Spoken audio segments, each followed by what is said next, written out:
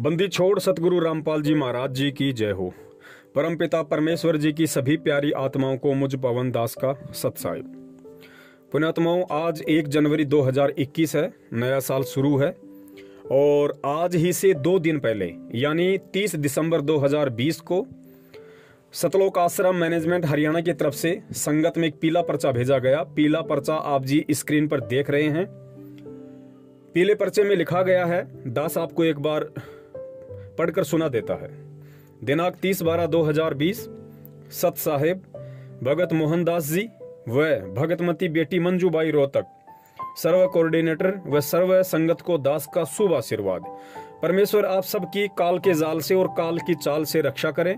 आप ऐसे ही समर्पित भाव से भक्ति दान सेवा करते रहें ताकि आप इस भयंकर जाल से निकल सकें।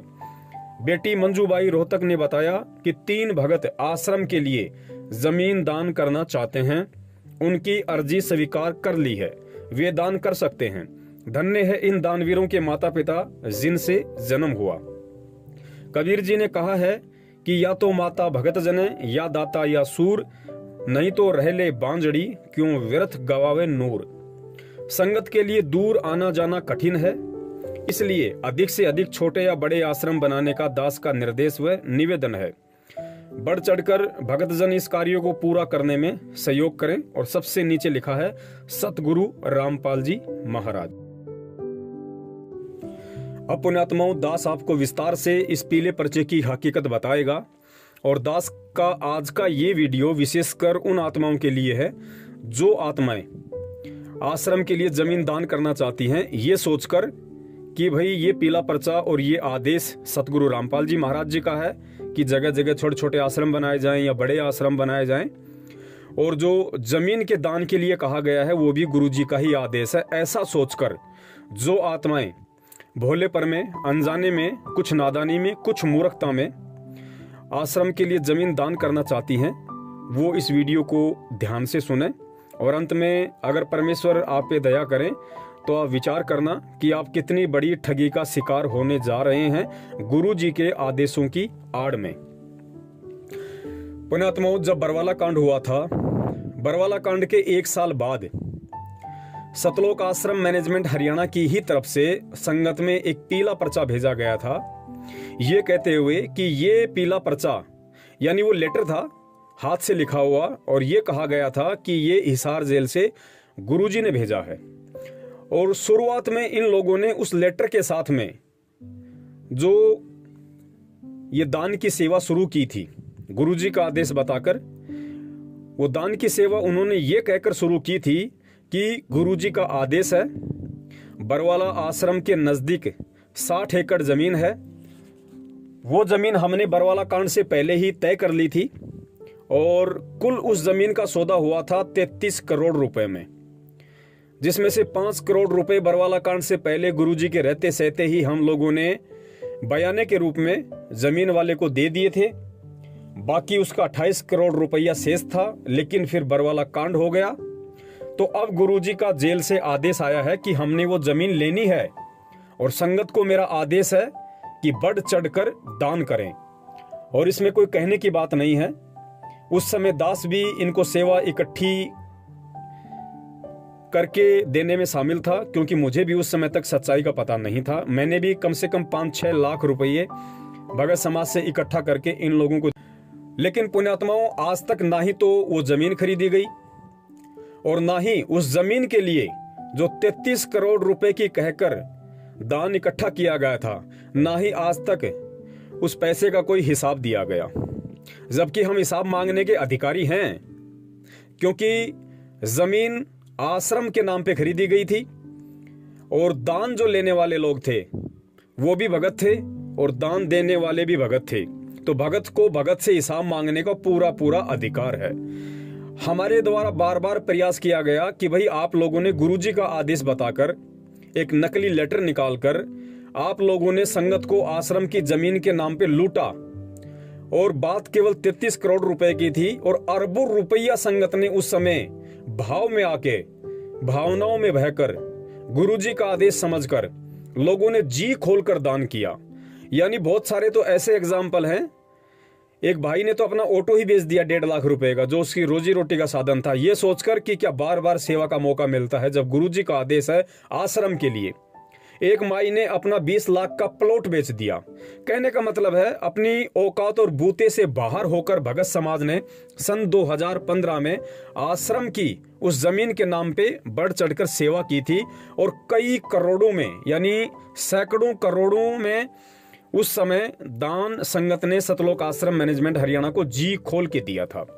लेकिन इन लोगों का मकसद केवल जमीन का बहाना और गुरुजी का आदेश बताकर संगत को लूटने का था। इन्होंने जम के लूटा, क्योंकि लूटते ये लोग बरवाला कांड 2014 से पहले भी आते रहे थे, लेकिन संगत को हकीकत का नहीं पता था। संगत तो हमेशा इन्हें भगत ही समझा करती थी, लेकिन सच्चाई तो आज पता चल रही है कि कौन भगत है और कौन भगत के भेष में भेड़िए हैं।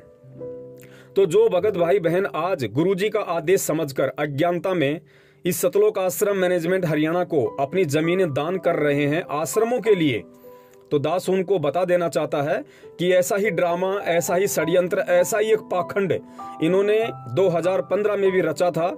उस 60 एकड़ जमीन के नाम पे इन्होंने अरबों रुपया भगत समाज से लूटा, लेकिन आज तक ना तो वो जमीन ली गई और संगत को कहा गया कि यदि हम जमीन नहीं लेंगे, बाकी का पैसा नहीं देंगे, तो जो 5 करोड़ रुपया गुरुजी ने दे रखा है बयाने के रूप में वो भी डूब जाएगा। लेकिन हकीकत ये है कि इन लोगों ने वो 5 करोड़ रुपया भी उस जमीन वाले से वापस ले लिया था। और फिर एक ऐसा ही ड्रामा इन लोगों ने आज रचा है। पुण्यात्माओं, यहाँ पे हमें थोड़ा सा विचार करना पड़ेगा कि ऐसे ड्रामे ये लोग क्यों रचते हैं। पवन दास क्यों नहीं रचता ऐसा ड्रामा? मेरे सत्सेवक भाई बहन क्यों नहीं रचते? आप भगत भाई बहन क्यों नहीं रचते ऐसे ड्रामे? गुरुजी के आदेशों में संगत को लूटने वाले ऐसे ड्रामे केवल सतलोक आश्रम मैनेजमेंट हरियाणा ही क्यों करता है? उनके भाई बंधु, उनके परिवार वाले, बेटा बेटी ही क्यों करते हैं? पुण्यात्माओं, इसको समझने के लिए हमारे को थोड़ा धैर्य रखना पड़ेगा। आप शांति से वीडियो सुनते जाइए। हरियाणा में एक कहावत है कि घर का जोगी जोगना और बाहर का जोगी सिद्ध, यानी जो घर का व्यक्ति होता है वो चाहे कितना ही सिद्ध महात्मा हो, उसकी वैल्यू नहीं होती है। ठीक इसी प्रकार जैसे एक टीचर है, स्कूल में पढ़ाता है और उस स्कूल में अन्य बच्चे भी पढ़ते हैं, उस टीचर का बच्चा भी पढ़ता है, लेकिन उस टीचर का बच्चा उस टीचर से इतना भय नहीं मानेगा जितना कि अन्य बच्चे मानेंगे। क्यों? क्योंकि वो बच्चा उसे अपना बाप समझता है, टीचर नहीं समझता, और बच्चा उसकी सारी दिनचर्या से परिचित है, इसलिए उस बच्चे का भय समाप्त हो जाता है कि ये मेरा बाप है, ना कि मेरा टीचर। ठीक इसी प्रकार सतलोक आश्रम मैनेजमेंट हरियाणा ने परम पूज्य सतगुरु रामपाल जी महाराज जी को केवल एक संत माना है, एक साधु माना है। हकीकत में उन्होंने गुरुदेव को अपना गुरु भी नहीं माना। अगर कोई गुरु भी मान लेता तो ऐसी हरकत नहीं कर सकता, परमात्मा तो बहुत ही दूर की बात है। दूसरी कहावत हरियाणा में प्रचलित है कि दीपक के नीचे हमेशा अंधेरा रहता है। अर्थ आप समझ गए होंगे, ज्यादा डिटेल में बताने की जरूरत नहीं, वरना वीडियो लंबा हो जाएगा। मकसद आज मेरा उन आत्माओं को समझाने का है जो इस पीले पर्चे वाले फर्जी आदेश को गुरुजी का आदेश मानकर जमीन दान करने की सोच रहे हैं। तो ड्रामा ये लोग इसलिए करते हैं क्योंकि ये गुरुदेव को गुरु नहीं मानते, ये परमात्मा नहीं मानते। और जब तक आप गुरु को गुरु नहीं मानोगे, परमात्मा की दृष्टि से नहीं देखोगे, तब तक आपके अंदर भय नहीं हो सकता। कोई भी गलत काम करने के लिए आपका मन आपको नहीं टोकेगा। तो सारा का सारा सिस्टम जो है संगत को लूटने के पीछे जो मनसा है वो ये है, क्योंकि ये लोग परमात्मा को परमात्मा। अब आपने विचार करना पड़ेगा इस लेटर की लाइनों पे, इस लेटर की लेखनी पे, शब्दों पे, क्योंकि पुण्यात्माओं परमेश्वर ने हमारे को तत्व ज्ञान दिया हुआ है और आज हम सब ने तत्व ज्ञान का प्रयोग करना है। हम इस लेटर में लिखे गए शब्दों से ही ये पहचान करेंगे कि वास्तव में ये आदेश हमारे गुरुदेव का है या फिर सतलोक आश्रम मैनेजमेंट हरियाणा के गुरुदेव महेंद्र जी का है। दास आपको पढ़ाकर सुना रहा है भगत मोहनदास जी व भगतमती बेटी मंजूबाई। पुण्यात्माओं, यहाँ सबसे पहले आपने ये देखना होगा कि भगत मोहनदास कौन है, जबकि जो भगत आश्रम के लिए जमीन दान करना चाहते हैं वो केवल महेंद्र जी को जानते हैं कि भाई हम महेंद्र जी के मार्फत आश्रम के लिए जमीन दान कर रहे हैं। जबकि यहाँ पे जो मोहनदास नाम है ये उसी महेंद्र के लिए प्रयोग किया गया है। अब गुरुदेव कभी भी किसी भगत का इस तरीके से संबोधन नहीं करते। जिसका जो नाम है परमात्मा उसी नाम से संबोधित करेंगे। ये महेंद्र ने जो मोहनदास नाम रखा हुआ है, ये नाम इसने अपने बचाव के लिए रखा हुआ है, ताकि इसको पुलिस पकड़ ना पाए, ताकि ये छोरा छुप कर रहे। क्योंकि बरवाला कांड के बाद में ये भगोड़ा घोषित है। बरवाला कांड में 18 तारीख की रात्रि को ये गुरुदेव को छोड़कर, संगत को छोड़कर और पुलिस की सेटिंग से, राजनेताओं की सेटिंग से ये आदमी आश्रम से फरार हो गया था और आज तक ये नहीं पकड़ा गया। इसका सबसे बड़ा रीजन यही है कि ये उन पुलिस अधिकारियों को, प्रशासनिक अधिकारियों को बराबर का हिस्सा संगत के दान का दे रहा है। और जानकारी इसकी प्रशासन में इसलिए है क्योंकि ये पहले हरियाणा पुलिस में नौकरी करता था और डीजी का ड्राइवर था, डायरेक्टर जनरल ऑफ पुलिस, यानी हरियाणा का जो सबसे बड़ा पुलिस अधिकारी है, ये उसका निजी ड्राइवर था। तो कहने का मतलब है कि इस आदमी की पहले से ही प्रशासन में अच्छी खासी पकड़ थी, इसकी जानकारी थी, जिसके तहत ये आदमी 18 नवंबर की रात्रि को, पुण्यात्माओं याद करना, वो सीन याद करना आप, यदि आपने टीवी में भी देखा था या आप सतलोक आश्रम के अंदर थे उस समय, क्योंकि दास तो था इसलिए दास को पता है, इसलिए दास आपको हकीकत बता रहा है। उस समय तकरीबन 25 से 30 हजार फोर्स आश्रम के चारों तरफ थी। धारा 144 लगी हुई थी। चिड़ी का बच्चा भी ना तो आश्रम के अंदर प्रवेश कर सकता था, ना ही आश्रम के बाहर निकल सकता था। तो ऐसे में विचार करो, संत रामपाल जी महाराज जी का छोटा भाई जो कि देश दुनिया की नजर में था, वो व्यक्ति 18 तारीख की रात्रि को कैसे सतलोक आश्रम बरवाला से बाहर निकल जाता है, कैसे उसको पुलिस नहीं पकड़ पाती है। ये सारी की सारी सेटिंग थी, ये प्लानिंग थी और पुलिस की जिप्सी में बैठ के ये व्यक्ति बरवाला कांड की उस रात्रि को वहां से निकला था अपनी सेटिंग के तहत। और आज तक ये व्यक्ति भगोड़ा बन के घूम रहा है। तो सबसे पहले तो जमीन के लिए, आश्रम के लिए जो जमीन दान कर रहे हैं, उनको ये विचार करना चाहिए कि आप किस व्यक्ति के आदेश पे चल रहे हैं और किस व्यक्ति को गुरुजी इतनी बड़ी सेवा देंगे। जो व्यक्ति ना गुरु का हो सका, ना संगत का हो सका, ना आश्रम का हो सका, आज वो भगोड़ा बन के घूम रहा है।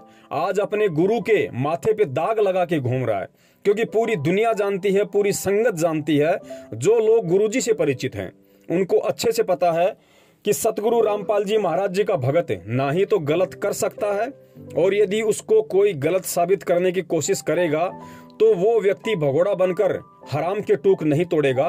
क्योंकि संत रामपाल जी के भगत को परमात्मा का तत्व ज्ञान है और उसको भगवान पे विश्वास है, और ऐसा व्यक्ति कभी भी पुलिस के आगे भगोड़ा बन के नहीं घूम सकता। लेकिन उसके बावजूद भी ये व्यक्ति ये कहता है कि मुझे सार शब्द मिला हुआ है और सबसे पहले मैं गुरुजी के साथ भक्ति करने लगा था और आश्रम में बहुत सारी सेवा संभाल रहा था, गुरुजी का सगा भाई। उसके बाद भी ये व्यक्ति आज मुंह छिपाकर भगता फिर रहा है। तो उन लोगों को विचार करना चाहिए जो लोग आश्रम के लिए जमीन दान कर रहे हैं, कि आप किन लोगों को आश्रम के लिए जमीन दान कर रहे हो। क्या गुरुजी ऐसे भगोड़े को, ऐसे ठग व्यक्ति को, ऐसे झूठे व्यक्ति को कभी ये सेवा देंगे? आश्रम बनाने की सेवा देंगे? आश्रम खरीदने की सेवा देंगे? तो उन पुण्यात्माओं को विचार करना चाहिए।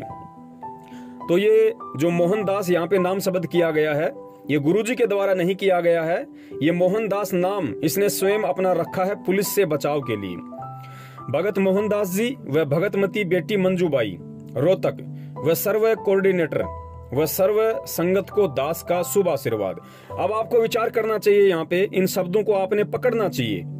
पुण्यात्माओं, परमेश्वर की नजरों में सब बराबर हैं। गुरुजी ने कई बार सत्संगों में जिक्र कर दिया कि पुण्यात्माओं, भक्ति मार्ग में ना कोई सीनियर होता, ना कोई जूनियर होता, ना कोई छोटा होता, ना कोई बड़ा होता। और परमात्मा के लिए चाहे उनका माँ हो, चाहे बाप हो, चाहे बेटा हो, चाहे बेटी हो, चाहे पत्नी हो, चाहे भाई हो, चाहे बंधु हो, चाहे रिश्तेदार हो, चाहे कोई भी हो, परमात्मा के लिए वो केवल एक संगत है, वो उनके बेटा बेटी हैं। लेकिन यहाँ पे अलग अलग तरीके से लिखा गया है कि भगत मोहनदास जी व भगतमती बेटी मंजूबाई, इन दो नाम को हाईलाइट किया गया है। उसके बाद वह सर्व कोऑर्डिनेटर व सर्व संगत को दास का शुभ आशीर्वाद, यानी यहाँ पे कोऑर्डिनेटरों को अलग कर दिया गया है, सर्व संगत को अलग कर दिया गया है, और भगत मोहनदास जी और भगतमती बेटी मंजूबाई को सबसे ऊंची प्रधानता दी गई है, जो कि हमारे गुरुदेव जी के विचार बिल्कुल भी नहीं हो सकते।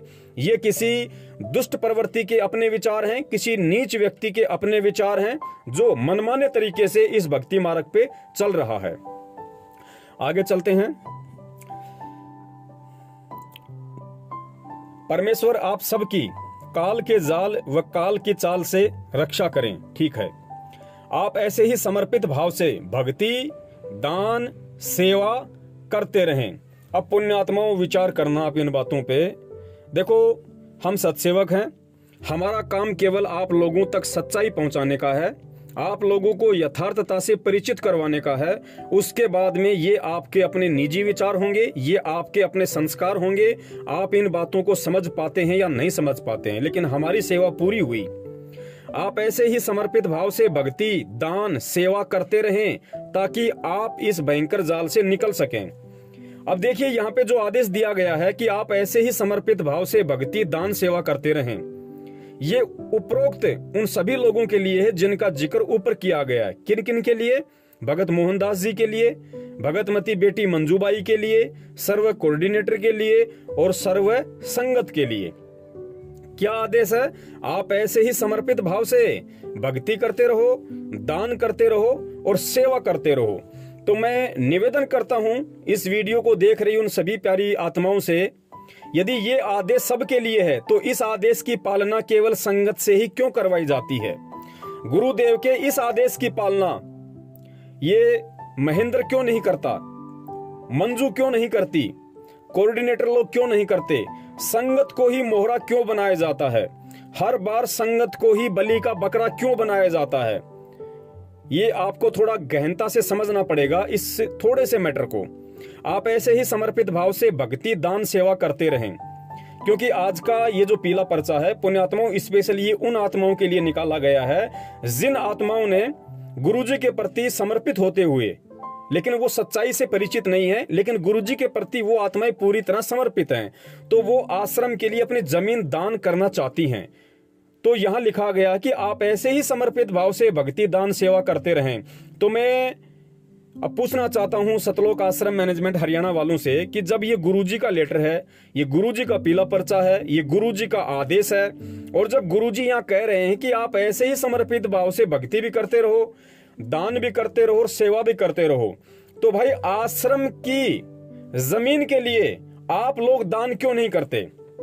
आज जितने भी कोऑर्डिनेटर हैं, जितने भी नामदान संचालक हैं, जितने भी स्टेट कोऑर्डिनेटर हैं, गुरुजी का बेटा है, गुरुजी की बेटी है, गुरुजी की पत्नी है, भाई है, रिश्तेदार हैं, भतीजा है, जितने भी लोग हैं, इन लोगों ने क्या आज तक 1 रुपया भी दान किया?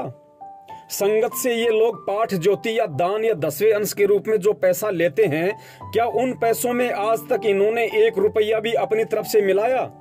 क्या किसी भी कोऑर्डिनेटर ने और किसी भी नामदान संचालक ने और किसी भी गुरुजी के परिवार के सदस्य ने या गुरुजी के रिश्तेदारों ने या मैनेजमेंट में जिन लोगों को शामिल किया गया है, क्या उनमें से किसी भी व्यक्ति ने कभी ज्योति करवाई है? क्या कभी पाठ करवाया है? और जो ये जमीन की बात आ रही है यहाँ पे, अरे तो परमात्मा तो कहते हैं कि यदि परमात्मा का आदेश यदि दान करने का हो जाए, सेवा करने का हो जाए, तो परमेश्वर ने तो हमें तत्व ज्ञान में यह सिखाया कि पुण्यात्माओं, दूसरे को आदेश देने से पहले तुम्हें खुद उस दान में, उस सेवा में कट के मर जाना चाहिए कि ऐसा मौका कहां मिलेगा दोबारा। तो आश्रम के लिए जो जमीनें खरीदी जा रही हैं और कुछ भगत लोग इस पीले पर्चे को पढ़ के जो अपनी जमीन दान कर रहे हैं, उन आत्माओं को विचार करना चाहिए, क्या जमीन महेंद्र के पास नहीं है? क्या जमीन इन कोऑर्डिनेटरों के पास नहीं है? क्या जमीन किसी भी नामदान संचालक के पास नहीं है? या जमीन गुरुजी के परिवार वालों के पास नहीं है? सबके पास जमीन है और उन जमीनों के भाव भी बहुत ज्यादा हैं और जमीन भी इन लोगों के पास में बहुत ज्यादा है। तो ये जमीन दान करने का फरमान केवल संगत को ही क्यों बताया जा रहा है?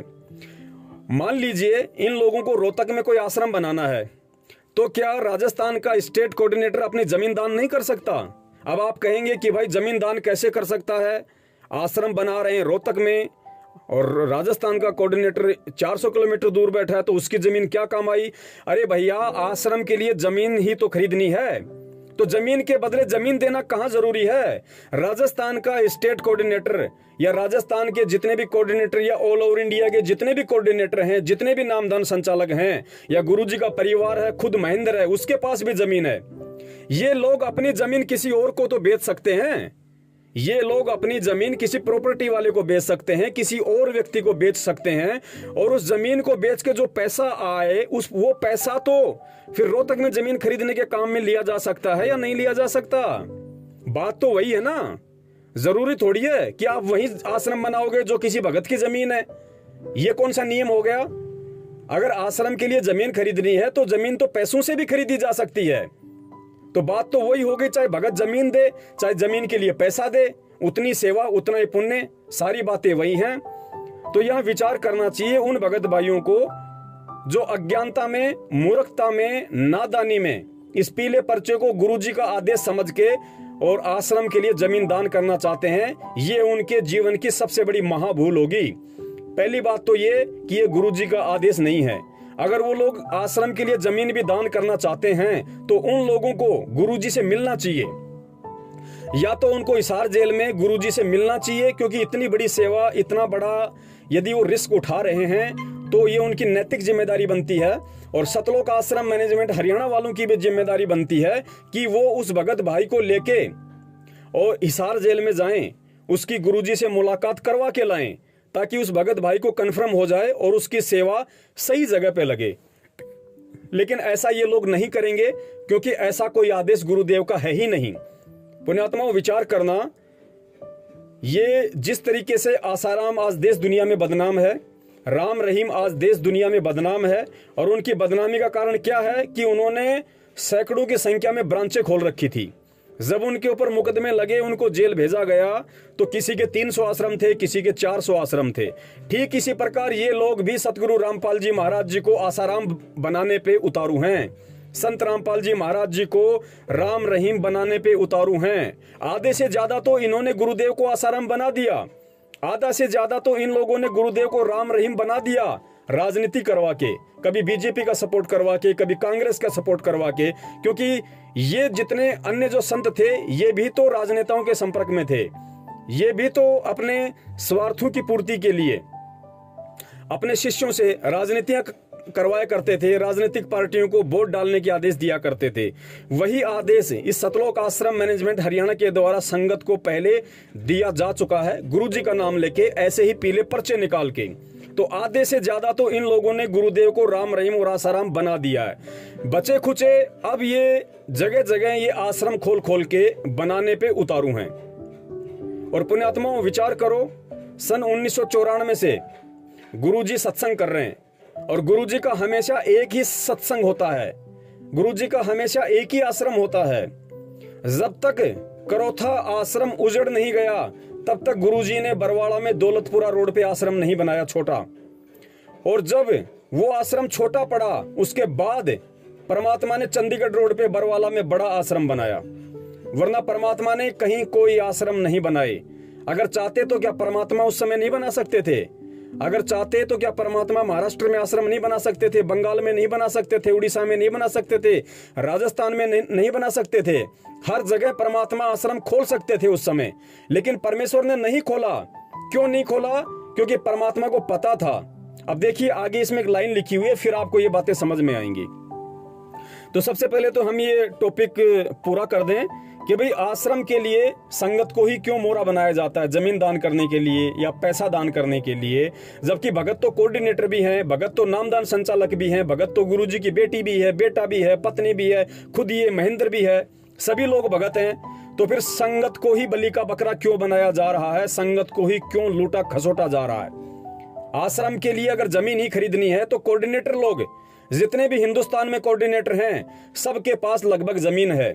हो सकता है 10% के पास जमीन नहीं होगी, लेकिन पूरे हिंदुस्तान में अगर 1000 कोऑर्डिनेटर मान के चलें, कम से कम 1000 कोऑर्डिनेटर, और एक उनमें से मान लीजिए 100 कोऑर्डिनेटर के पास जमीन नहीं है, बच गए 900 कोऑर्डिनेटर और नामदान संचालक। अब पुण्यात्मा विचार करो, 900 कोऑर्डिनेटर और नामदान संचालक अगर अपनी एक बीघा जमीन भी अगर दान करते हैं आश्रम को, तो पुण्यात्माओं इतना पैसा हो जाएगा जिसके विषय में हम सोच भी नहीं सकते। संगत को लूटने का सवाल ही पैदा नहीं होता। लेकिन ऐसा ये लोग नहीं करेंगे। क्यों नहीं करेंगे? क्योंकि इन्हें अच्छे से पता है कि ना तो ये गुरु जी का आदेश है और ना हमने ऐसा करना है। हमारा मकसद ही संगत को लूटने का है। अब दूसरा सबसे बड़ा सवाल कि ऐसा ये लोग क्यों कर रहे हैं? क्या इन लोगों को गुरु जी का डर नहीं है? क्या इन लोगों को गुरु जी का भय नहीं है? पुण्यात्माओं, दास आपको पहले ही ये बातें बता चुका है कि इन लोगों ने ना ही तो गुरु को गुरु माना, ना ही गुरु को परमात्मा माना। और ऐसा नाटक इन लोगों ने क्यों शुरू किया? संगत को लूटने का।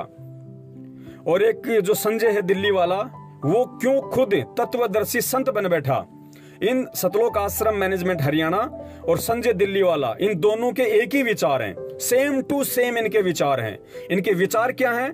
क्योंकि जैसे ही सतगुरु रामपाल जी महाराज जी को आजीवन उम्र कैद की सजा हुई और जैसे ही वे जेल में गए 2014 में और देशद्रोह की धारा उनके ऊपर लग गई, उसके बाद सतलोक आश्रम मैनेजमेंट हरियाणा, विशेषकर गुरुजी का भाई, गुरुजी के परिवार वाले, इन सब ने ये पक्का अपने मन में ठान लिया। क्योंकि परमात्मा तो ये पहले से नहीं मानते थे, गुरु तो पहले से ही नहीं मानते थे, ऊपर से फिर ये लोग काल प्रेरित थे, तो इनके मन में सीधा सीधा ये दोष आ गया, गुरु को आम मानुष समझते हुए, कि भाई गुरुजी के ऊपर जिस तरीके से मुकदमे हरियाणा सरकार ने ठोक दिए हैं, जिस तरीके से गुरुजी के ऊपर ढेर सारे मुकदमे लगा दिए हैं, और जिस कानूनी प्रक्रिया में प्रशासन ने गुरुजी को बुरी तरह से फांस दिया है, जकड़ दिया है, और उसके बाद गुरुजी को डबल उम्र कैद की सजा, आजीवन मृत्यु तक, अंतिम श्वास तक, उसके बाद पुण्यात्माओं उस व्यक्ति के मन में 1000% ये मन में भाव आ जाएगा। जो व्यक्ति गुरु को परमात्मा नहीं मानता, जो गुरु को गुरु नहीं मानता, उसके मन में ऑटोमेटिक काल प्रेरणा से ये दोष उत्पन्न हो जाएगा कि भाई अब गुरुजी जेल से बाहर नहीं आ सकते, इम्पॉसिबल, असंभव, किसी भी तरीके से वो जेल से बाहर नहीं आ सकते। और ऐसी सोच संजय दिल्ली वाले की बनी और ऐसी सोच सतलोक आश्रम मैनेजमेंट हरियाणा वालों की बनी। और फिर इन लोगों के मन से जो बचा कुचा डर था, भय था, वो भी खत्म हो गया कि अब ना रहेगा बांस और ना बजेगी बांसुरी। ना गुरुजी जेल से बाहर आने के रहे, ना हमसे कोई सवाल जवाब करने का रहा। और बढ़िया इन्होंने एक सिस्टम सेट कर लिया, जैसे कि वर्तमान की बीजेपी सरकार ने कर रखा है। जो व्यक्ति बीजेपी सरकार के खिलाफ बोल दे वो देशद्रोही, और जो व्यक्ति सतलोक आश्रम मैनेजमेंट हरियाणा के खिलाफ बोल दे वो गुरुद्रोही। तो इन्होंने इस तरीके से इनके मन में ये कुविचार उत्पन्न हुए, इनके मन में ये दोष पैदा हो गया गुरुजी के प्रति कि अब गुरुजी जेल से बाहर नहीं आने, और जितना संगत को लूट सकते हो उतना लूट लो, क्योंकि संगत बेचारी भावुक है, भावनाओं में बह रही है, संगत गुरुजी के नाम पे कुछ भी कर सकती है। तो इन्होंने उस बात का भरपूर फायदा काल प्रेरणा से उठाया, और आज भी ये लोग उस बात का भरपूर फायदा उठा रहे हैं। तो पुण्यात्माओं, अब विचार हमने करना पड़ेगा। अब हमारे को समझाने के लिए ऊपर से कोई फरिश्ते नहीं आएंगे। परमात्मा अपने ही बच्चों में प्रेरणा करके संदेशे भिजवाते हैं, भिजवा रहे हैं। और कितने ही मालिक के हजारों की संख्या में बच्चे हैं जो समझ भी रहे हैं। लेकिन हमारी कोशिश है कि परमात्मा का एक एक बच्चा सच्चाई से परिचित हो, इन लोगों की इन मनवस चालों से परिचित हो। क्योंकि असली यदि कोई काल का जाल और काल की कोई चाल है जो इस पीले पर्चे में लिखी हुई है, तो वो सतलोक आश्रम मैनेजमेंट हरियाणा के द्वारा गुरुजी के आदेशों की आड़ में जो ये नित नए पीले पर्चे निकाले जा रहे हैं, नित नए ड्रामे सेट किए जा रहे हैं कि भाई आश्रम खोलने हैं, जगह जगह आश्रम खोलने हैं, ताकि जगह जगह नामदान सेंटर खोले जाएं, जगह जगह भक्तों को फांसा जाए। क्योंकि ज्ञान तो परमात्मा का है, एक नंबर का है। ज्ञान सुन के आत्मा नाम के लिए आतुर हो जाती है। उसको तो बेचारे को 6 महीने बाद में सच्चाई का पता चलेगा, तब तक तो वो 2-2 पाठ 2-2 ज्योतियां करवा चुका होगा। तो इनका तो मनोरथ सिद्ध हो जाता है। तो धर्म को धंधा बनाकर इन लोगों ने मनमाने तरीके से अपना सिस्टम सेट कर रखा है। लेकिन आप लोगों ने, हम लोगों ने इसमें सहयोग नहीं करना। और अब इसमें आगे देखिए लिखा हुआ है नीचे कि संगत के लिए दूर आना जाना कठिन है, इसलिए अधिक से अधिक छोटे या बड़े आश्रम बनाने का दास का निर्देश और निवेदन है। अब पुण्यात्माओं विचार करो, ये बातें परमात्मा कैसे बोल सकते हैं? हमारे परम पूज्य सदगुरु रामपाल जी महाराज ये शब्द कैसे बोल सकते हैं कि संगत के लिए दूर आना जाना कठिन है? यानी जो दूर दराज की संगत है, महाराष्ट्र की संगत है, गुजरात की संगत है, आसाम की संगत है, बंगाल की संगत है, वो संगत बार बार मुंडका आश्रम में आती है, रोहतक आश्रम में आती है, तो उस संगत को आने जाने में बड़ी कठिनाई होती है। इसलिए संगत की कठिनाई को दूर करने के लिए अधिक से अधिक छोटे या बड़े आश्रम खोले जाएं, बनाए जाएं, ये मेरा निर्देश है, ये मेरा निवेदन है। अब पुण्यात्माओं, आपने एक एक शब्द पे विचार करना पड़ेगा। सन 1994 से 2014 तक परमात्मा केवल हरियाणा में बैठ के सत्संग कर रहे थे। पुण्यात्माओं, ये वही परमात्मा है, कोई दूसरा थोड़ी है, चेंज थोड़ी हो गया। तो क्या परमात्मा को सन 1994 से 2014 यानी तकरीबन 22 साल तक क्या संगत का दुख, दर्द और पीड़ा दिखाई नहीं दे रही थी कि भाई संगत महाराष्ट्र से चल के हरियाणा में नाम लेने आ रही है, उड़ीसा की संगत भी नाम लेने आ रही है, बंबई की संगत भी नाम लेने आ रही है, श्रीनगर की सत्संग भी नाम लेने आ रही है। पुण्यात्माओं, विचार करो, यदि इस पीले पर्चे में लिखे हुए ये शब्द यदि हमारे गुरुदेव के हैं तो हमारे गुरुदेव कभी दोगले नहीं हो सकते। और ऐसा भी नहीं हो सकता कि आज गुरुजी को अपने बच्चों की पीड़ा समझ में आई, आज से पहले समझ में नहीं आई। सन 1994 से 2014 तक गुरुजी को समझ में नहीं आई कि मेरे बच्चे इतने पीड़ित हो रहे हैं। अरे पीड़ित कौन हो रहा है? पुण्यात्माओं, इसका रीजन है, परमात्मा खोल सकते थे आश्रम, लेकिन परमेश्वर ने नहीं खोले। क्यों नहीं खोले? इसको हमने आध्यात्मिक दृष्टि से समझना पड़ेगा। क्योंकि गुरुदेव के सत्संग सुनकर अगर वास्तव में किसी आत्मा को भक्ति करनी होगी, उसके मन में भक्ति करने की इच्छा होगी, यदि वास्तव में वो परमात्मा की अच्छी हंस आत्मा होगी, तो वो आत्मा उस भक्ति की तड़प को अपने सीने में लेकर, वो चाहे महाराष्ट्र में हो, चाहे बंबई में हो, चाहे कलकत्ता में हो, चाहे श्रीनगर में हो, चाहे आसाम में हो, चाहे मेघालय में हो, चाहे अमेरिका में हो, चाहे जापान में हो, वो पुण्यात्मा नाम दीक्षा लेने के लिए आएगी। और यदि वो चल के नाम दीक्षा लेने वहां आ रही है, चाहे उसको कितनी पीड़ा हो रही हो, कितना है उसको समय लग रहा हो, कितना है उसका पैसा खर्च हो रहा हो, यदि वो आत्मा इतनी दूर से चल के हरियाणा में नाम दीक्षा लेने आ रही है, सत्संग सुनने आ रही है, इससे ये जाहिर होता है कि वास्तव में ये परमात्मा की पुण्यकर्मी आत्मा है, ये हंस आत्मा है और वास्तव में इसकी इच्छा भक्ति करने की है। इसलिए परमात्मा ने जगह जगह सत्संग नहीं खोले। अगर परमात्मा जगह जगह सत्संग खोल देते उस समय, तो आज वही हाल हो जाता जो हाल आसाराम और राम रहीम का हो रहा है, उसके पंथ का हो रहा है। क्योंकि कोई भी ऐरा गहरा नथु गहरा व्यक्ति आश्रमों से जुड़ जाता कि ना कहीं आना जाना पड़ रहा, ना कहीं और, ना कोई दुख, ना कोई दर्द, ना कोई पीड़ा, ना कोई टेंशन, नाम लो, अपने सारे काम करो अपने उल्टे सीधे जो आज हो रहे हैं। जिस असंगठित तरीके से सतलोक आश्रम मैनेजमेंट हरियाणा के द्वारा जब से 2015 के बाद ये नामदान केंद्र खोले गए हैं और लोगों को इतनी सुविधा दे दी गई है जगह जगह कि कोई भी आओ, खाने वाला हो, पीने वाला हो, भूत वाला हो, प्रेत वाला हो, भक्ति करने की इच्छा से आओ, भक्ति ना करने की इच्छा से आओ, बस एक बार हमारे नामदान केंद्रों से जुड़ जाओ और जुड़ने के बाद में ज्योति कराओ, पाठ कराओ, दान करो, 10वें अंश का पैसा दो, हमारे कहने पे इशार तारीखों पे जाओ, वहां पे प्रशासन को परेशान करो, गुरुजी को कोर्ट में मत आने दो, 10 गालियां खुद खाओ, 10 गालियां गुरुदेव को दिलाओ। इनका मकसद ये है। और पुण्यात्माओं, यदि आप लोगों ने इनके ये छोटे छोटे आश्रम बनाने में यदि आपने इनका तन मन धन से भी सहयोग किया, तो आप परमात्मा के सबसे बड़े दोषी साबित हो जाओगे। परमेश्वर आपको कभी भी माफ नहीं करेंगे।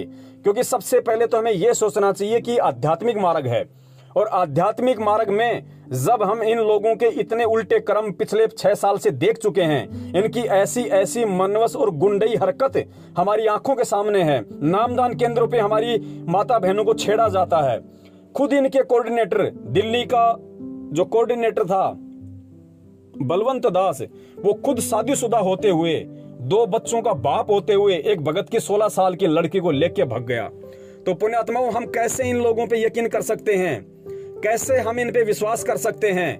और आप सबको पता है कि इन्हीं आश्रम के ठेकेदारों की वजह से बरवाला कांड हुआ, गुरुदेव के ऊपर 5-5 मर्डर का मुकदमा लगा, देशद्रोह की धारा लगी, आजीवन उम्र कैद की सजा हुई।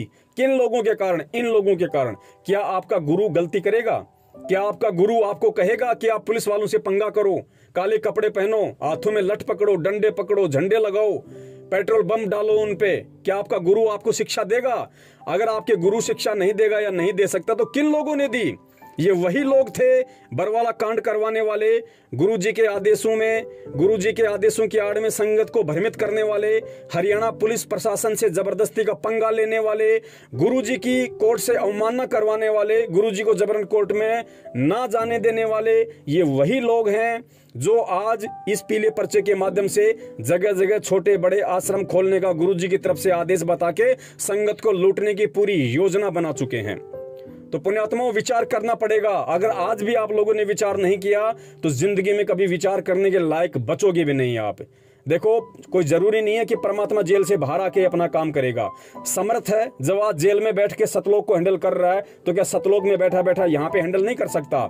लेकिन वो करेगा उसी आत्मा को, रहेगा उसी आत्मा के साथ, पार उसी आत्मा को करेगा, सुख दुख में उसी आत्मा के साथ में रहेगा जो उसको परमात्मा मानेगी और जो उसके एक एक सत्संग रूपी वचन को आधार बना के चलेगी।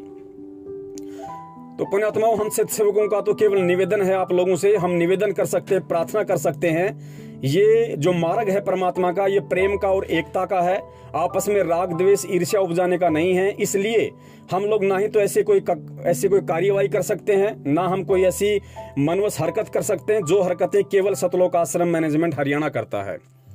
तो वो विशेषकर वो पुण्य आत्माएं जो अपनी जमीनें दान कर चुकी हैं या दान करने की सोच रही हैं, उन आत्माओं को आंख कान नाक खोल के इस वीडियो को सुनने के बाद विचार करना चाहिए। और जो आत्मा ये वीडियो सुन रहे हैं उन आत्मा को भी खुद संभल के रहना है और हमारे अन्य भगत भाई बहन इन काल एजेंटों के झांसे में आके ये उल्टा कदम ना उठा लें। इसके लिए जरूरी है कि आप भी इस और परमात्मा ने हम सब की ये बुद्धि खोली है और ये संदेशा दिया है कि बच्चों, ये मेरी लेखनी नहीं है, ये मेरा लिखा हुआ पीला पेज नहीं है और ना ही ये जमीन वाला मेरा कोई आदेश है और ना ही छोटे छोटे बड़े बड़े आश्रम बनाने का कहीं ऐसा मेरा कोई आदेश है। अरे हमारा आश्रम है भाई। परमात्मा ने क्या बताया कि पुण्यात्माओं, तुम्हारा आश्रम तुम्हारा घर है। अरे तुम्हें आश्रम खोलने की जरूरत कहां पड़ गई? तुम्हारा घर तुम्हारा आश्रम है।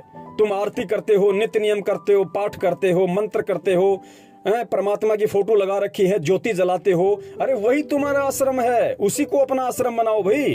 परमात्मा ने लाखों आश्रम तो खोल रखे हैं हर भगत के घर में, ये नई दुकानें खोलने की क्या जरूरत है? और पुण्यात्माओं, ये आदेश भी हम उस समय मानेंगे जब हमारे गुरुदेव अपने मुख कमल से हमें ऐसा आदेश देंगे कि बच्चों, हमें जगह जगह आश्रम बनाने हैं और आश्रम के लिए जैसा आपको परमात्मा प्रेरणा करें आप जी। ये तो परमात्मा कभी कहेंगे नहीं और ना ही परमेश्वर ने कभी कहा इस बात को लेके कि भाई आश्रम बनाना है, अपनी जमीन दान करो या ज्यादा से ज्यादा पाठ के पैसे जमा कराओ, ज्यादा से ज्यादा ज्योति के पैसे जमा कराओ, हमने आश्रम खरीदना है। पुण्यात्माओं, एक छोटा सा वीडियो गुरुजी का दास आपको दिखा देगा, इसको ध्यान से सुन लेना। और कहते हैं साध वचन पलटे नहीं, चाहे पलट जाए ब्रह्मांड, और साधु शब्दा परखिए। पुण्यात्माओं, इस वीडियो में गुरुजी ने स्पष्ट कहा है कि जब से मुझे ये ज्ञान हुआ और जब से मैंने गुरुजी से नाम दीक्षा ली, तब से मैं जो भी सेवा करता था अपने पैसों से करता था। और जब से मुझे ये नाम देने का आदेश मिला है, मैंने किसी को भी नहीं कहा कि तुम दान करो, और ना ही मैंने आज तक किसी के 1 रुपए की कोई पर्ची काटी। तो पुण्यात्माओं, आज वही परमात्मा जो इतनी बड़ी बातें इस वीडियो में बोल रहे हैं, जो अभी आप सुनेंगे, उसके बाद आप विचार करना कि वही परमपिता परमेश्वर इन पीले पर्चों में, और ये खाली इसी पीले पर्चे की बात मैं नहीं कर रहा, सन 2016 के बाद से जितने भी लेटर, जितने भी पीले पर्चे, जितने भी आदेश सतलोक आश्रम मैनेजमेंट हरियाणा ने हिसार जेल नंबर 2 में बैठे हुए परम पूज्य सतगुरु रामपाल जी महाराज जी के नाम की आड़ में निकाले हैं, हर पीले पर्चे में विशेषकर दान के ऊपर जोर दिया गया है। दान करो, दान करो, बढ़ चढ़कर करो, जीवन सफल बनाना है तो दान करो, बढ़ चढ़कर करो, ये मौका हाथ से निकल जाएगा, बहुर ने ऐसा दाव, दान करो, दान करो। आपको दास सैकड़ों की संख्या में पीले पर्चे दिखा सकता है जिनमें दान का जिक्र जरूर किया गया है। अरे भक्ति का जिक्र नहीं किया गया कि भक्ति करो, प्रथम मंत्र की 2 माला करो, पहले 1 करते थे अब 2 करो, सतनाम के सुमरण कम से कम दिन में 500 करो, 1000 करो। क्या ऐसा कभी कोई आदेश आया? क्या किसी भी पीले पर्चे में ऐसा आदेश आया कि संगत को रोजाना 1 घंटे सत्संग सुनना जरूरी है? आया आदेश? आज तक कभी भी नहीं आया। जब हमारा गुरु भक्ति का आदेश यदि इन पीले पर्चों के माध्यम से नहीं दे रहा है, तो वही गुरु दान का आदेश कैसे दे सकता है? और पुण्यात्माओं, अब आप विचार कर लेना ये छोटा सा वीडियो सुन के कि जिस गुरु ने स्वयं अपने मुख कमल से कहा है कि आज तक मैंने किसी 1 रुपए की पर्ची नहीं काटी और ना मैंने किसी को कभी कहा कि दान करो। यह दान स्वेच्छा से किया जाता है। गुरुजी कहते हैं जिस पुण्यात्मा को लाभ होता है, फायदा होता है, जिसको ज्ञान हो जाता है, फिर वो अपने आत्म कल्याण के लिए बढ़ चढ़ के दान करता है। गुरु कभी दान नहीं मांगता। और मालिक ने स्पष्ट कर दिया कि मांगे सो ही भड़वा कहिए, दर दर फिरे अज्ञानी, और जोगी जोग संपूर्ण जिसका मांग ना पीवे पानी। कि जो मांगता है वो भड़वा होता है, भड़वा। तो पुण्यात्मा विचार करो, इन पीले पर्चों में आज तक दान ही तो मांगा गया है कि बढ़ चढ़ के दान करो, ज्यादा से ज्यादा दान करो, आत्म कल्याण के लिए दान करो, सतलोक चलना है दान करो। तो ये दान कौन मांग रहा है? यदि आपका गुरु ये दान मांग रहा है, यदि आप ऐसा सोचते हैं, तो आपका गुरु मांगने वाले को स्वयं भड़वा कह रहा है, तो आपने ये कैसे ये विश्वास कर लिया कि ये पीला पर्चा हमारा गुरु लिख कहते नट पेरना कांदर सासी मांग्या कर बठियारे, अर्जुन की लो लगे सतपुरुष ते वो तो मोती देवे उदारे, टूका कारण फिरे कुकरा सत्तर घर फिर आवे, ये तो लक्षण नहीं संत के क्यों बाणा वृद्ध लजावे। अपनात्मा इस दास ने सन 1994 से आदेश हुआ था पूज्य गुरुदेव का दीक्षा देने का।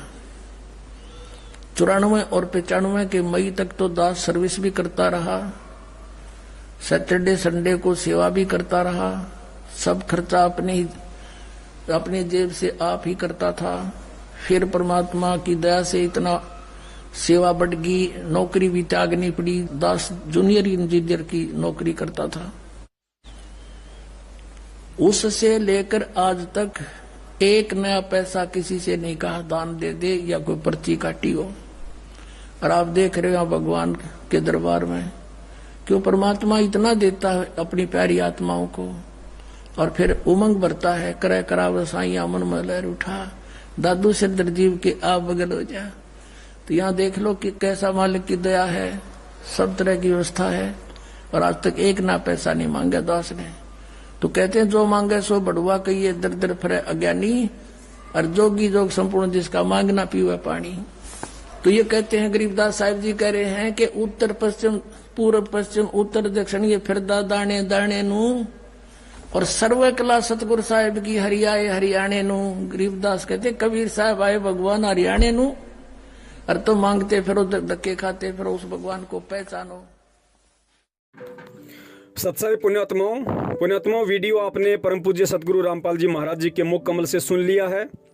और देखिए, हम सत्सेवकों की हर संभव कोशिश है कि हम आपको काल भगवान की हर छोटी से छोटी और बड़ी से बड़ी चाल और उसके जाल से परिचित करवाते रहें सतगुरु आशीर्वाद से। उसके बाद भी पुण्यात्माओं, यदि आप नहीं समझ पाते हैं, यदि आपके संस्कार इतने मजबूत नहीं हैं, जो आप विचार नहीं कर पाते हैं, तो ये आपकी अपनी कमजोरी होगी। और ये परीक्षा का समय है। परमात्मा इस समय किसी को कुछ नहीं कहेगा। परमेश्वर ने जो कुछ कहना था अपने सत्संगों के माध्यम से सब कुछ कह दिया है। जिस प्रकार एक टीचर साल भर तक सभी बच्चों को समान रूप से शिक्षा देता है, बार बार पढ़ाता है, 1000 बार यदि बच्चा प्रश्न करता है तो 1000 बार टीचर उसका सबूतों सहित उसका जवाब देता है, क्योंकि वो उसकी जिम्मेदारी थी, वो उसकी ड्यूटी थी। लेकिन जब परीक्षा का समय आता है और सभी बच्चे हाथ में पेन और कॉपी लेके हॉल में बैठ जाते हैं, तो उनके साथ में वही टीचर होता है जो साल भर तक उनके हर सवाल का जवाब दिया करता था। लेकिन जैसे ही वो बच्चे परीक्षा में बैठ गए, उसके बाद अगर चाहे उस टीचर का खुद का बच्चा क्यों ना बैठा हो, और यदि वो बच्चा भारत की राजधानी की जगह यदि वो बंबई लिख रहा है, और वो टीचर देख भी रहा है कि मेरा बच्चा भारत की राजधानी, जो मैंने इसको पढ़ाई थी कि बेटा भारत की राजधानी नई दिल्ली है, लेकिन आज ये नालायक बंबई लिख रहा है, वो उसकी मजबूरी हो जाती है उस टीचर की। वो अपने बच्चे को भी ये बात नहीं बताएगा कि बेटा तू गलत लिख रहा है, क्योंकि यदि उसने उस समय उस बच्चे को बता दिया तो इससे यही समझा जाएगा कि वो टीचर उस बच्चे का सबसे बड़ा दुश्मन है, उस बच्चे का सबसे बड़ा दुश्मन है। उस बच्चे को अपने बुद्धि विवेक से वो चलने नहीं दे रहा है, उसके लिए बैसाखियां तैयार कर रहा है, अपने बच्चे को पंगु बना रहा है। पुण्यात्माओं, ठीक ये स्थिति आध्यात्मिक जीवन की है। परमेश्वर ने जितना कहना था, जितना बताना था, सन 1994 से 2014 तक उन्होंने खूब बता दिया, और पासबुक के रूप में परमात्मा ने डीवीडी, सीडी, मेमोरी कार्ड और अपने सत्संग छोड़ दिए। आज यदि कोई गलती करेगा, उनके सत्संगों को जो पासबुक है, यदि उसको आधार बना के नहीं चलेगा, और चाहे वो लाख गलतियां करें, परमात्मा अंतर्यामी है, सब देख रहा है, सब जानता है। यदि भगत लाख गलतियां करें, लेकिन वो परमात्मा आज इस परीक्षा के समय में उनकी बिल्कुल भी हेल्प नहीं करेगा, बिल्कुल भी सहायता नहीं करेगा। निमित्त किसी को भी बना देगा परमात्मा, लेकिन सीधे सीधे रूप में स्वयं नहीं बताएगा कि क्या सही है और क्या गलत है। जब एक टीचर ऐसा नहीं कर सकता तो ये तो सबसे बड़ा टीचर है और स्पिरिचुअल टीचर है, ये ऐसी गलती कभी नहीं करेगा। तो पुण्यात्माओं, समय आने पर ध्यान रखना, समय आने पर जैसे कर्म जो व्यक्ति करेगा, जो भगत करेगा, कोई ज्ञान विरुद्ध चल रहा है या कोई ज्ञान के अनुसार चल रहा है, उसके जो भी अच्छे बुरे परिणाम हैं, नतीजे हैं, वो उसने स्वयं ही भोगने पड़ेंगे।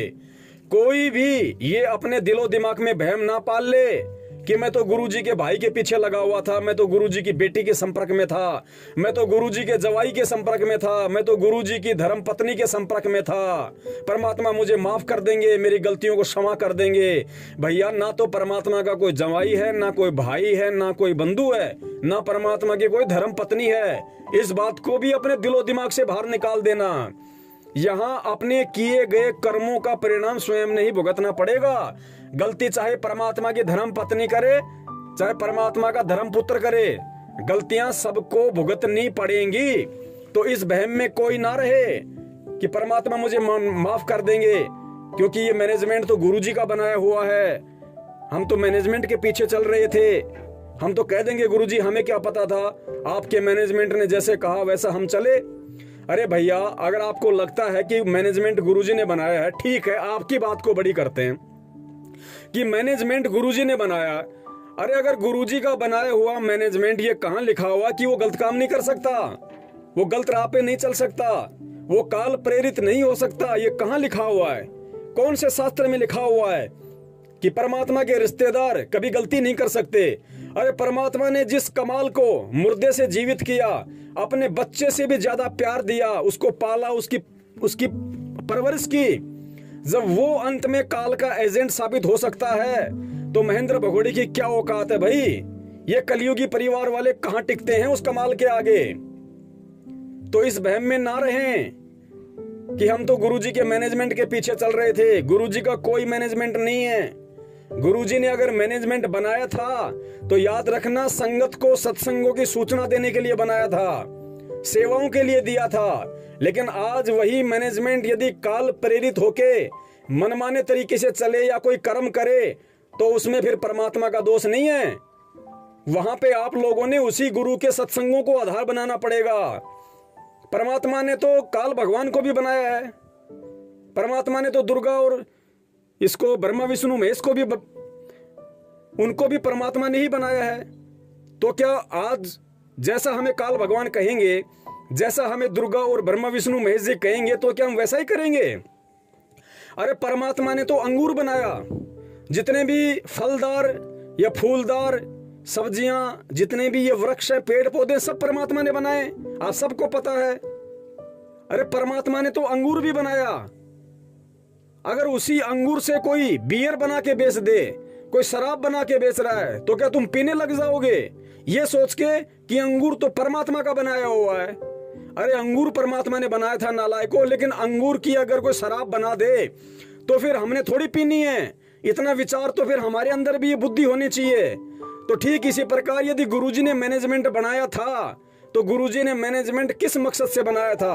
और वो मैनेजमेंट अगर दूसरी राह पे चल पड़े, काल प्रेरित होके उल्टे कर्म करने लगे, तो भाई फिर हमने उस मैनेजमेंट के पीछे नहीं चलना। ऐसी स्थिति में हमने परमात्मा के सत्संगों को आधार बना के चलना पड़ेगा। तो दास का निवेदन था, भाई पुण्यात्माओं 6 साल हो गई है, गला बैठ गया है हमारा, और मैं निवेदन करूंगा मेरे सभी सत्सेवक भाई बहनों से कि पुण्यात्माओं ये विशेष समय है, ये सोने का समय बिल्कुल भी नहीं है। और वर्तमान में इस पृथ्वी पे यदि कोई सबसे बड़ी सेवा है तो ये पुस्तक सेवा नहीं है। ध्यान रखना इस बात को। सबसे बड़ी यदि वर्तमान में इस पूरी पृथ्वी पे आध्यात्मिक क्षेत्र में कोई सेवा है तो परमेश्वर की उन आत्माओं को समझा बुझाकर सूचना देके उनको, हमारे भटके हुए भाई बहनों को वापस भक्ति मार्ग पे लाना है। हालांकि हमें वो भक्ति पे लगे हुए जरूर दिखाई दे रहे हैं, लेकिन वो भटके हुए हैं। गुरुजी ने हमें गीता जी पढ़ाई और परमात्मा ने कहा, गीता जी अध्याय नंबर 7 श्लोक नंबर 18, जिसमें क्या बोलते हैं, जिसमें गीता ज्ञानदाता कह रहा है कि अर्जुन, ये आत्माएं है तो अच्छी, ये आत्माएं है तो उद्धार, लेकिन मेरी वाली अनुतमाम घटिया साधना में रत हैं, संलग्न हैं, इसलिए अच्छी आत्मा होते हुए भी इनको कोई आध्यात्मिक लाभ नहीं मिलेगा। तो ठीक इसी प्रकार जो सतलोक आश्रम मैनेजमेंट हरियाणा के पीछे 70% हमारे भाई बहन लगे हुए हैं, ये हैं तो अच्छी आत्मा परमात्मा की, लेकिन ये काल भगवान के द्वारा जो जाल फैलाया जा चुका है उस जाल में फंस चुकी हैं। अब ये उसी चीज को सर्वदा सत्य मान बैठी हैं। तो हमने इनको समझाना है, क्योंकि आज से पहले हमारी भी यही स्थिति थी। सन 2015 से पहले हम भी नहीं समझ पा रहे थे कौन सही है कौन गलत है। हम भी मैनेजमेंट के प्रत्येक आदेश को गुरुजी का ही आदेश मान रहे थे, लेकिन परमेश्वर ने सद्बुद्धि बख्शी। पता नहीं कौन सा संस्कार था, कौन सा हमारा वो नुक्ता था, वो कर्म था, जिससे खुश होकर परमात्मा ने हमारा ज्ञान योग खोला, हमारे को सद्बुद्धि दी, जिन्हें सत्सेवकों के नाम से जाना जाता है। तो पुण्यात्माओं, जिस प्रकार हम काल के जाल से सतगुरु आशीर्वाद से बाहर निकले हैं और आज एक सही तरीके से आत्मिक संतुष्टि लेके हम अपनी भक्ति कर रहे हैं, सेवा कर रहे हैं। आज हमारे को किसी का भय नहीं, कोई डर नहीं भक्ति मार्ग में। आज हम बिल्कुल निर्भय होके और गुरु जी के सत्संगों को आधार बना के चल रहे हैं। हम कितने खुश हैं, हम कितने आत्म संतुष्ट हैं। पुण्यात्माओं, ठीक इसी प्रकार ये हमारी जिम्मेदारी बनती है, ये हमारा मकसद है, हमारा उद्देश्य है।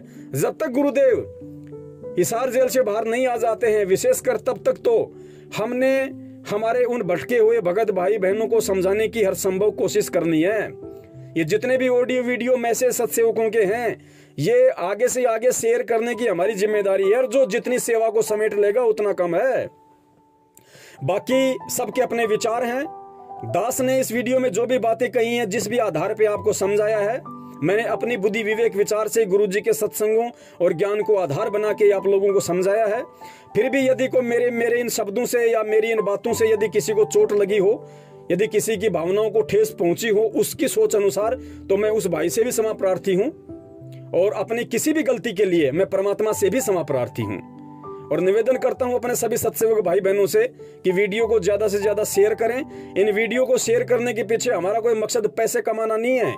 जिस प्रकार सतलोक आश्रम मैनेजमेंट वालों ने YouTube पे चैनल खोल रखे हैं, उनको मोनेटाइज कर रखा है, उनको मोटा पैसा आता है, वो ज्यादा से ज्यादा सत्संग इसलिए डाल रहे हैं, ज्यादा से ज्यादा भक्तों को शेयर करने के लिए, लाइक करने के लिए, ये बेल आइकन दबाने के लिए, इसलिए वहां बोलते हैं, लिखते हैं, ताकि जितने लोग उनके वीडियो देखेंगे YouTube की तरफ से उनके खाते में उतने ही ज्यादा पैसे आएंगे। उनका मकसद कोई ज्ञान प्रचार करना नहीं है, क्योंकि ज्ञान प्रचार भी वही व्यक्ति कर सकता है जो खुद उस गुरु के ज्ञान को पहले समझे, समझ के सबसे पहले अपने जीवन में उतारे। उसके बाद यदि वो उन सत्संगों को, अपने गुरु के वचनों को यदि आगे किसी को भेजेगा तो वो शब्द काम करेंगे, अन्यथा वो शब्द काम नहीं करेंगे। और यही स्थिति है। ये लोग इतना प्रचार कर रहे हैं, इतना सब कुछ कर रहे हैं, उसके बाद भी कोई व्यक्ति ज्ञान समझ के गुरु से नहीं जुड़ रहा। और हम सत्सेवकों के वीडियो देख के कोई भी व्यक्ति नाम नहीं ले रहा। वो व्यक्ति यही अपने मन में, मतलब यही सोच रहा है, यही उसके विचार हैं कि भाई सत्संगों ने हमें, सत्सेवकों ने हमें जो वीडियो भेजे हैं और जो गुरुजी के सत्संगों का रेफरेंस दिया गया है कि पुण्यात्मा नाम चाहे 6 महीने बाद में ले लेना, लेकिन पहले ज्ञान को आधार बना लो, पहले सत्संगों को अच्छे से समझ लो, सुन लो। अगर नाम दीक्षा लेने के बाद गुरु और भगवान के प्रति कोई मन में विक्षेप आ गया, उसी क्षण तुम परमात्मा से दूर हो जाओगे। तो ऐसी गलती ना करना। उससे पहले सत्संग सुनो, ज्ञान को आधार बनाओ। मैं कहीं भक्के नहीं जा रहा, तुम्हारे लिए आया हूं। उसके बाद नाम दीक्षा लो और फिर हर तरीके से निसंशय होके, शंका रहित होके परमात्मा की भक्ति पे लगो। फिर देखो आनंद कितना आएगा। और बाकी जितने भी भगत भाई बहन जो इन आश्रमों के लिए जमीन दान देने की सोच रहे हैं या पैसा देने की सोच रहे हैं, अगर उन्होंने ऐसा किया तो ये उनके जीवन की सबसे बड़ी महाभूल होगी। परमात्मा उन आत्माओं को क्षमा नहीं करेंगे। हमारी केवल इतनी ही विनती है, आगे आप लोगों की मर्जी। आप कितना सीरियस लेते हैं और कितना इस बात को मजाक में लेते हैं, वो तो फिर समय आने पर आपको ही मालूम पड़ेगा। उन जो कर्म है, उनका जो परिणाम है, वो आपके सामने आएगा। लेकिन परमात्मा कहते हैं, फिर पछतावा क्या करे जब चिड़िया चुग गई खेत। बंदी छोड़ सतगुरु रामपाल जी महाराज की जय हो। सत साहिब।